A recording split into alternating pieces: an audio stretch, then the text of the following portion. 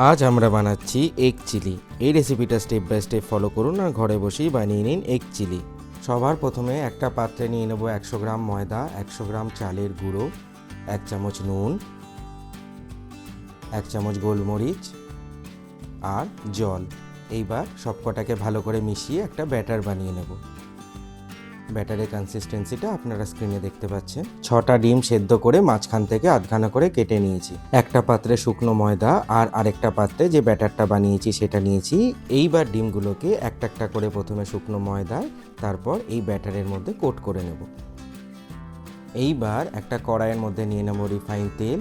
তেলটা যখন গরম হয়ে আসবে, এই কোট করা ডিমগুলো একটা একটা করে আমরা ভেজে নেব। যতক্ষণ না ডিমের রঙটা গোল্ডেন ব্রাউন হয়ে আসে ততক্ষণ পর্যন্ত এই ডিমগুলোকে আমরা ভাজবো। ডিমগুলোকে তুলে নিয়ে ওই তেলের মধ্যে দিয়ে দেব আদা কুচি, রসুন কুচি আর কুচনো লঙ্কা। একটু ফ্রাই করে নিয়ে ওই তেলের মধ্যে দিয়ে দেবো কুচনো ক্যাপসিকাম আর কুচনো পেঁয়াজ। ফ্রাই হয়ে গেলেই ওর মধ্যে দিয়ে দেবো 1 চামচ নুন, 1 চামচ গোলমরিচ, 1 চামচ গ্রিন চিলি সস, 1 চামচ সেজওয়ান সস, 1 চামচ রেড চিলি সস, 1 চামচ টমেটো সস আর দেব 1 চামচ সয়া সস। এইবার হাই ফ্লেমে এই সবগুলোকে ভালো করে মিশিয়ে একবার টস করে নেব। এইবার ব্যাটারে ফ্রাই করা ডিমগুলোকে এর মধ্যে দিয়ে দেব আর সবকটাকে 2 থেকে 3 মিনিট ভালো করে মিশিয়ে নেব।